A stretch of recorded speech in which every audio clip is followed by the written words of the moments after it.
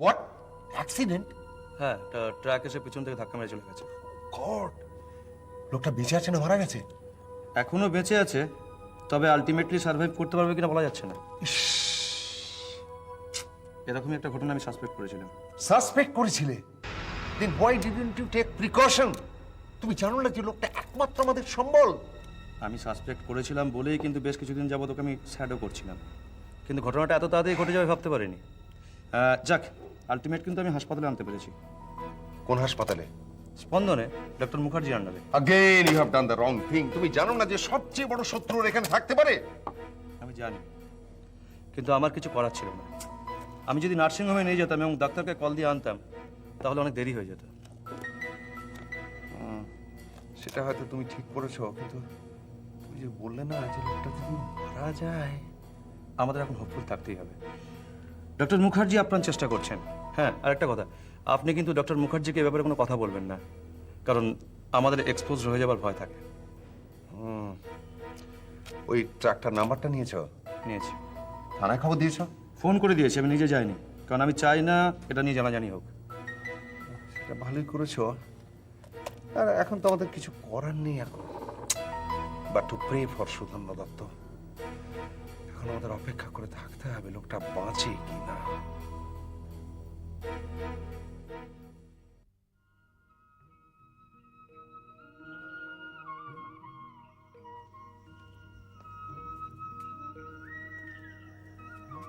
দিদিমণি, তোমার জন্য একটু খাবার নিয়ে আসি?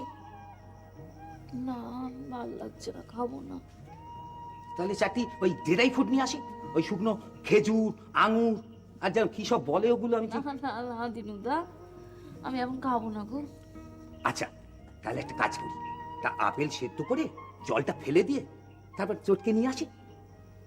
খাবো না, ভাল লাগছে না। কি মুশকিলে ফেললে বলো দেখিনি তুমি আমাকে। কেন মুশকিল আবার কিসের? মুশকিল না, বড়বাবু যদি শুনতে পায় না, উফ, আমার উপর রেগে যাবে। বলে গেছে ঘন্টায় ঘন্টায় তোমাকে খেতে দিতে, আর এসে যদি শোনে তুমি খাওনি, ব্যাস আমার উপর চোটে একদম লাল হয়ে যাবে। বড় মামাকে বলে দিও না আমি খেয়ে নিয়েছি। ছি ছি ছি ছি, ওই রকম মিথ্যে কথা আমি বলতে পারবো না। বাবা কি না কি বলে বসবে শেষকালে, আমিও পারবো না একদম। কেন জ্বালাচ্ছ বলো তো? বলছি আমার ভাল লাগছে না খেতে, তখন থেকে এমন জোর করো না। ঠিক আছে ঠিক আছে ঠিক আছে, যা। ও দিনুদা, কি হলো? কি? বাড়িতে কোনো সারা শব্দ নেই কেন? মা বড় মামা সব কোথায়? ও তো দুজনে গাড়ি নিয়ে কোথায় বেরোলো, হয়তো বাজার করতে গেছে। গাড়ি নিয়ে বাজারে? তো যাবে না, তুমি আসার পর থেকে বড়বাবুর ওই একটা বাজারে পছন্দ হয় না, তাই গাড়ি নিয়ে এ বাজার যাচ্ছে সে বাজার যাচ্ছে, ঘুরে ঘুরে পছন্দ করে তারপর সব জিনিস নিয়ে আসে। বড় মামা তো যত পাগলামি মাগো। না গো না। ওই এসে গেছে। কি হবে বলো তো?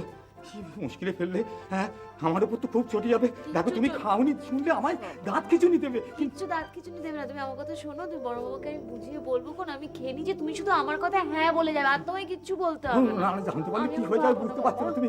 তুমি বুঝতে পারছো না, জানতে পারলে কি আপেল হবে। সেদ্ধ করার জল আমার পক্ষে সম্ভব না। না না শোনো, তুমি বুঝতে পারছো না। আমি সব বুঝতে পারছি দিনুদা, আর আমায় বিরক্ত করো না তো। শোনো, বড়বাবুকে চেনো না, বড়বাবু এসে যদি জেরা করে না, দেখবে পেটের থেকে সব কথা টেনে বার করে নিয়ে নেবে, তখন বুঝতে পারবে কি হয়। টিনে বার করে নিয়ে নেবে? হ্যাঁ। তো সোজা নাকি টিনে বার করে নেওয়া? তুমি বাবুকে জানো না তাই বলছোই। এই যে হতভাগা, কে দাঁড়িয়ে লেকচার মারা হচ্ছে, গাড়ি আওয়াজ শুনতে পাওনি? আরে রাস্তায় এটা কে ধরলে রে?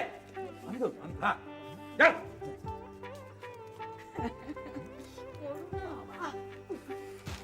এই ওগুলো আমায় দে, আমায় দে, আমায় দে। এত ভাগ্নি, এই দুটোর মধ্যে কোনটা তোর পছন্দ? কি এগুলো কি? হ্যাঁ মা, ওই খুলে দেখ না কি এগুলো। দাঁড়া দাঁড়া, আমি বার করছি। তোর মামার পছন্দ দেখ। কার জন্য এসব? কার জন্য? আমার ভাগ্নির জন্য। ও মা, হ্যাঁ তোর জন্য নিয়েছি দেখ। এত যে সেদিন না তুমি এক গাদা সেলোর কামে 4-5টা শাড়ি কিনে আনলে, আবার আছে কি গো মা? ও মা, তুই কি করবো বল, আমার কথা তো শুনলো না। আর মামাকে জিজ্ঞেস কর। আই লাবু, তুমি একদম চুপ, কোনো কথা বলবে না। তুমি ছোট বোন, বড় ভাইয়ের মুখের উপর কোনো কথা বলবে না, বুঝেছ? আমি অমন কি কি একটা কড়া কথা বলেছিলাম, তার জন্য তুমি তো আমার সঙ্গে সম্পর্কই ছেড়ে দিলে। ওই পোস্টকারে বিজয়ের প্রণাম ছাড়া তার কোনো খবরই রাখতে না। না, মামা, তুমি সে- আমার কোনো কথা এই হ্যাঁ। ভাগ্নি, এটা হচ্ছে আমার ভাই বোনের মধ্যে ঝামেলা, হ্যাঁ। তুমি এর মধ্যে কান দিও না। দেব তুমি না। শুধু দেখো যে তোমার এই শাড়িগুলো পছন্দ হয়েছে কিনা। হয়েছে হয়েছে তো? হয়েছে, খুব সুন্দর। মা, আলমারিতে তুলে রাখো। হ্যাঁ, শাড়ির দোকান দিতে হবে তো। ঠিক কি বলে শাড়ি তো এই বাবু বাবু কি হয়েছে? আপনি এত বাজার করেছেন, এই রান্না করতে করতে তো বিকেল হয়ে যাবে। বিকেল হোক, সন্ধে হোক, রাত্রি হোক, তুমি শুধু রেঁধে যাবে আর আমি আর আমার ভাগ্নি পায়ের ওপর পা নাচিয়ে শুধু খেয়ে যাও। আচ্ছা শোনো শোনো দাদা, হ্যাঁ। এক কাজ করো, সবগুলো তো আজকে হবে না, কিছু আজকে রান্না হবে, বাদ বাকিটা ফ্রিজে রেখে। আচ্ছা চলো চলো, আমি যাচ্ছি, গিয়ে সব ভাগ করে দিচ্ছি। চলো। হ্যাঁ, দেখো ওই সেই শাড়িটা কোথায় গেল দিদি? কোনটা? ও ওইটা এটা? শাড়িটা পরলে তোকে যা মানাবে না, মনে হয় এবার মা দুর্গা। হ্যাঁ, মা দুর্গা। মা দুর্গা যে দশভুজা, আমার তো মাত্র দুটো হাত, আর 8টা হাত আমি কোত্থেকে পাবো? আছে মা দুর্গার 10টা হাত, মেয়েদেরও 10টা হাত আছে। তার মানে তুই দেখ না, এই যে সংসার করা, ছেলে মেয়ে মানুষ করা, শ্বশুর শাশুড়ি স্বামী দেওর ননদ এসবের সংসারে তাদের উপর মানে যত্ন নেওয়া, তাদের খবরাখবর নেওয়া, এগুলো তো করতেই হয় মেয়েদের, তাই না? তাই দেখ, আসলে কি জানিস, দুর্গা আমাদের কল্পনা, শক্তি রূপেই না সংস্থিতা। মেয়েদের মধ্যে সেই শক্তি আছে, সেটাকে জাগিয়ে তুলতে হয়। মাগো, তুই হতাশ হয়ে যাসনি মা, তুই হতাশ হয়ে যাসনি, তুই তাড়াতাড়ি সুস্থ হয়ে ওঠ। দেখবি চেষ্টা করলে তুইও পারিস, তুই অনেক কিছু করতে পারিস মা, অনেক কিছু করতে পারিস মাগো।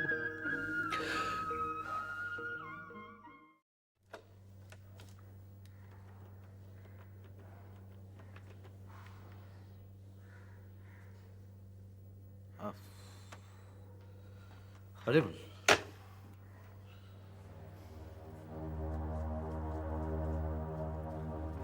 গুড মর্নিং ডক্টর বসাক, খুব বিজি নাকি? না না, বসুন বসুন ডক্টর পান্ডে। আমি এবার আপনাকে ডিস্টার্ব করলাম না তো? এই দেখো, আপনিও যদি আমার সঙ্গে ফর্মালিটি শুরু করেন, তারপর কবে ফিরলেন? কাল রাতে। আর জয়েন করলেন? আপনি তো আমাকে জানেন মশাই, ওই ঘরে বসে থাকার মানুষ আমি নই।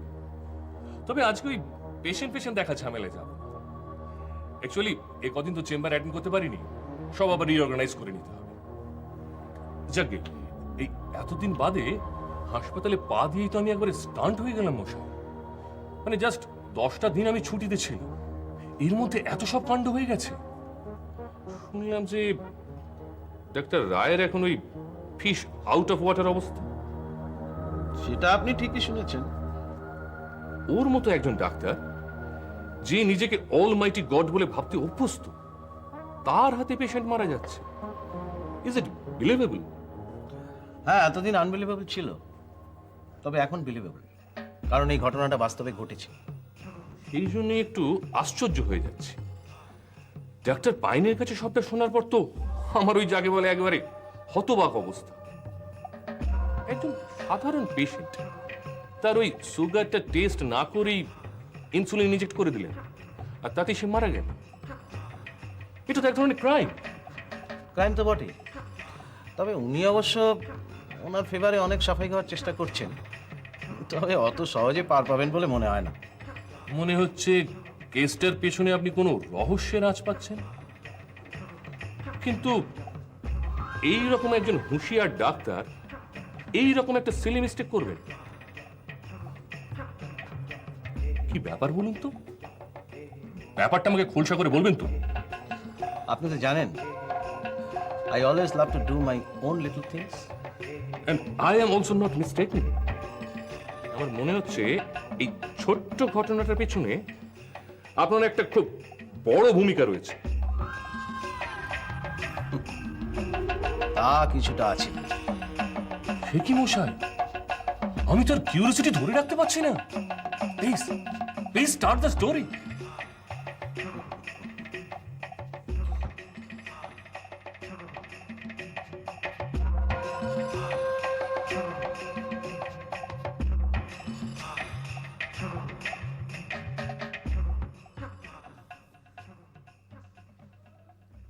রুচি, রুচিমা, যাই বাবা।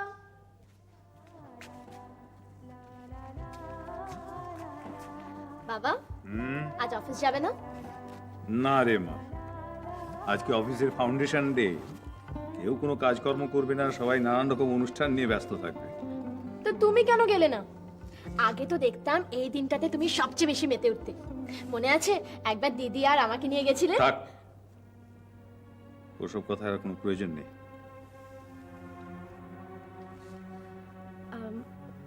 বাবা, এক কাপ চা দি। দিবি? দে, তো যদি কোনো অসুবিধে না হয়। এতে অসুবিধার কি আছে? এক কাপ চা করতে কি বা এমন সময় লাগে? আমি নিয়ে আসছি, দাঁড়াও। শোন,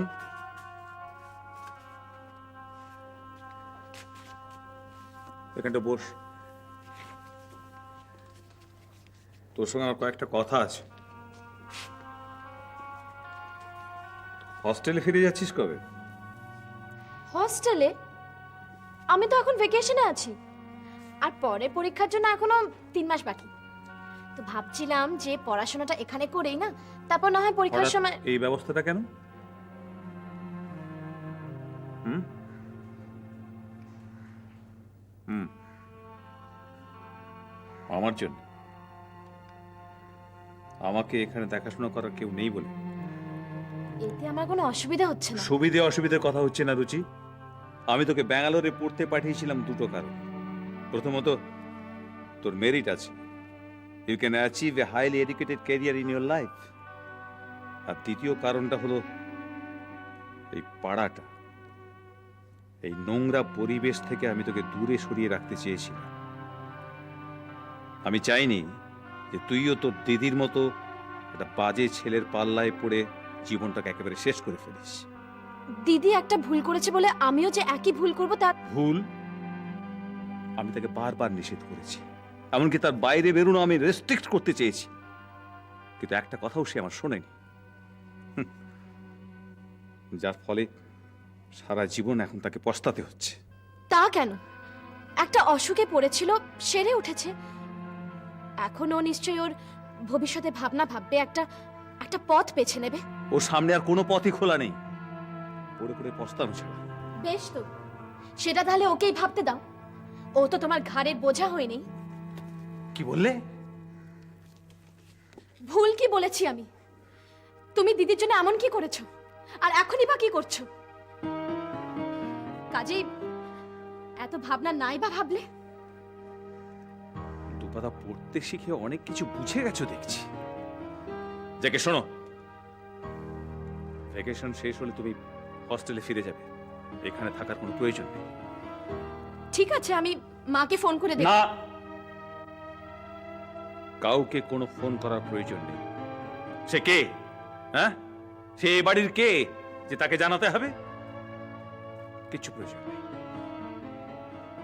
সে তোমার দিদির কাছে আছে, থাকুক।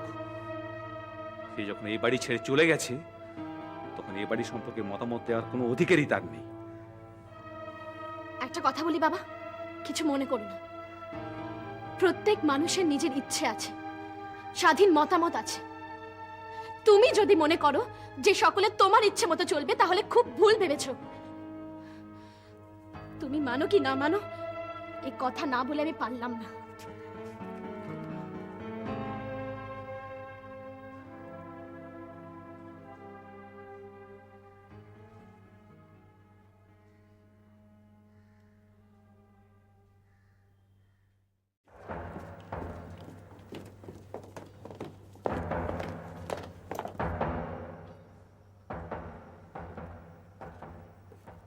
Good morning doctor. Good morning, বসুন। Thank you very much. বলুন, আপনি কি ব্যাপারে কথা বলতে চান? আসলে আপনাদের এখান থেকে থানায় একটা ফোন কল দিয়েছিল। একজন লোক অ্যাক্সিডেন্টে সিরিয়াসলি ইনজিওর্ড হয়ে আপনাদের এখানে ভর্তি হয়েছে। হ্যাঁ, গিয়েছিল। আচ্ছা, উনি এখন কোথায় আছেন? আইটিইউতে আছেন, because the condition of the patient is very critical. আত্মীয় স্বজন যোগাযোগ করেছিল? আমার আমার যদ্দূর মনে হয় কেউ আসেনি, কারণ এলে পরে আমার সঙ্গে ঠিক যোগাযোগ করতো। সম্ভবত বাড়ির লোকজন এখনো কোনো খবর পায়নি। বাদে ভাই, আচ্ছা, ওর কোনো পার্স বা ডায়েরি জাতীয় কিছু পাওয়া যায়নি যাতে ওর আইডেন্টিফিকেশনটা করা যায়? দেখুন, এই ব্যাপারে আমি তো আপনাকে কোনো হেল্প করতে পারবো না। আপনি একটা কাজ করুন, আপনি ওই ওই যে আমাদের ইনকোয়ারিটা আছে না, ওখানে শ্যামল বাবু বলে এক ভদ্রলোক আছেন, আপনি ওর সঙ্গে গিয়ে কথা বলুন। তবে আমার মনে হয় কিছু পাওয়া যায়নি, কারণ এই সমস্ত ক্ষেত্রে আমরা কি করি, আমরা যত শীঘ্রই সম্ভব বাড়ির লোককে ইনফর্ম করে দিই। হাসপাতাল তো বুঝতেই পারেন, এই সমস্ত সিরিয়াস কেসে কোনো রকম রিস্ক নিতে চায় না। আন্ডারস্ট্যান্ড। আচ্ছা, পেশেন্টের এখন অবস্থাটা কীরকম? বললাম তো, ভেরি সিরিয়াস, পুরোপুরি আনকনশিয়াস হয়ে রয়েছে। 24 ঘন্টা না গেলে কিছুই বলা যাচ্ছে না। তার মানে আপনি বলতে চাইছেন যে পেশেন্টের সঙ্গে এখন কথা বলা যাবে না? ন্যাচারালি, একটা আনকনশিয়াস পেশেন্টের সঙ্গে আপনি কথাবার্তা বলবেন কি করে? হ্যাঁ, সেটা ঠিক, সেটা ঠিক। আসলে একটা এফআইআর করা খুব দরকার, কিন্তু পেশেন্টের পরিচিত কাউকেই পাওয়া যাচ্ছে না যে পুলিশ তাকে একটু জিজ্ঞাসাবাদ করবে। আপনাদের এমার্জেন্সি থেকে জানালো যে একটা লোক ওই পেশেন্টকে অ্যাক্সিডেন্টের জায়গা থেকে তুলে এনে আপনাদের এখানে ভর্তি করেছে, কিন্তু তারও তো কোনো ওয়্যারঅ্যাবাউট জানতে পারছি না। আশ্চর্য লোক মশাই, এটা সামান্য মরাল রেসপন্সিবিলিটিটুকু পর্যন্ত নেই যে আমাদের একটু নক করবে, আমাদের জানাবে। কিছু মনে করবেন না ইন্সপেক্টর সাহেব, ভদ্রলোক যদি দায়িত্বজ্ঞানহীনই হবেন, তাহলে রাস্তা থেকে মৃতপ্রায় একটি ব্যক্তিকে এত কষ্ট করে তিনি হাসপাতালে ভর্তি করে দিয়ে যেতেন না। যেতেন কি? আচ্ছা, তুই কি আমাকে মারবি? টিফিনের সময় কেউ 3টে রুটি খায়? কেন? অফিসে এতক্ষণ থাকবে, খিদে পাবে না বুঝি? খেয়ে নেবে। আমার মা এসেছে, খেয়ে নেবে। যাকে শোন না, তোকে যে কথাটা বলছিলাম, ওই আজকে যা না, দুপুর টুপুর দেখে একবার বাড়ি থেকে ঘুরে আয়। কেন? ওমা, কেন আবার কি? নিজের বাড়িতে যাবি আবার কেন কি রে? শর্মিলা তো আছে। সেই জন্যই তো যাবি। বাড়ির কাজের মেয়ের হাতে সব কিছু নির্ভর করা উচিত নয়। মা, শর্মিলা এতদিন ধরে কাজ করছে, ওরও সব হাত টানের ব্যাপার নেই। তোর না এই সব ব্যাপারে জেদ করে ভালো মানুষই থাকাটা আমার একদম পছন্দ নয়। আশ্চর্য একেবারে, একটা কাজের মেয়ে। আচ্ছা, ওর হাতটা না থাকতে পারে, এখানে পড়ে থাকার কি আছে? বাড়ি চলে গেলেই তো পারে। মা, শর্মিলা আছে বলে ও বাড়িতে খাচ্ছে, নইলে বাইরে খেতে হতো। খেলে খেত, পুরুষ মানুষ ওরকম বাইরে টাইরে খায়, তাতে কিছু এসে যায় না। বাড়িতে একটা জোয়ান কাজের মেয়ে, তার উপরে আবার তুই এখন ওখানে নেই। মা, দিদুন দিদুন, আমি যাচ্ছি শোনা, অফিসে যাচ্ছি। তুমি কিন্তু খুব ভালো করে লক্ষ্মী মেয়ে হয়ে থাকবে আজকে, হ্যাঁ? আমি দেখি আজ যদি তাড়াতাড়ি ফিরতে পারি, আমরা সবাই মিলে বেড়াতে যাব। টাটা। টাটা। চলি রে, ভালো করে খাওয়া দাওয়া করে নিস সবাই। চল না। টাটা।